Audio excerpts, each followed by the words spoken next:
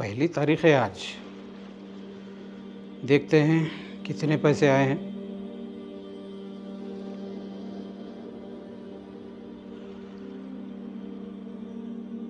Saving account interest 32,350। Fixed deposit interest 45,950। चलो सही है। अब रमज़ान का महीना इत्मीनान से गुजर जाएगा। अस्सलाम वालेकुम नानू। वालेकुम अस्सलाम।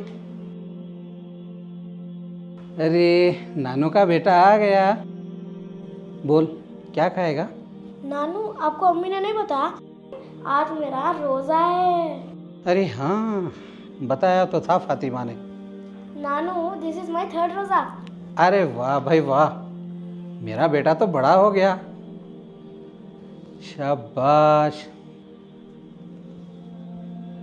अच्छा बेटा एक बात बताओ, तुम इफ्तार से पहले क्या करते हो? सच बताओ नानू, मुझे इफ्तार के वक्त बहुत रोज़ा लगता है तो मैं टाइम पास के लिए वीडियो गेम्स खेलता हूँ।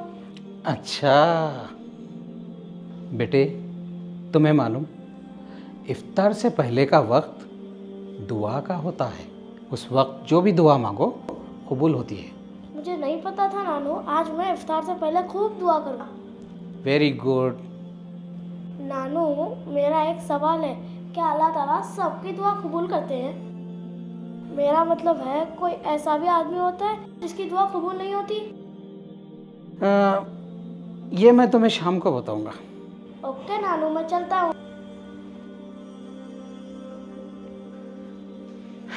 ये बच्चे भी ना अच्छा काम पे लगा देते। अब हदीस ढूंढनी पड़ेगी।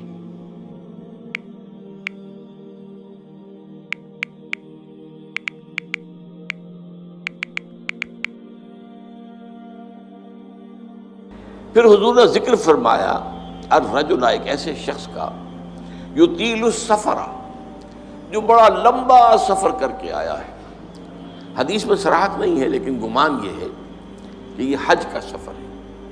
अशआसा अगबरा, बाल परागंदा भी है और गुबार आलूद भी है। ऊँटों पर सफर किया है। यमुद्दु यदैहि इलस्समा, वो अपने दोनों हाथ उठाता है आसमान की तरफ। या रब ए मेरे परवरदिगार, ए मेरे परवरदिगार। अब इसमें मेरे सामने जो नक्शा आता है वो तो जबल रहमत। अब वहाँ पहुँचने के लिए लोग बड़ी मेहनतें करते हैं। ये कि वो छोटी सी पहाड़ी है, उस पर जाने के लिए, और वो कहीं सबसे ऊंची चोटी पर पहुँचकर कोई शख्स हाथ उठाकर खड़ा है। यमुद्दु यदैहि इलस्समा या रब या रब। या फ़र्ज़ कीजिए कि वो बैतुल हराम में है, मस्जिद हराम में है, ख़ास खाना काबा के सामने पुकार रहा है अल्लाह। वो मतअमुहु हराम, हाल ये है कि जो उसका खाया हुआ है पेट में वो हराम है।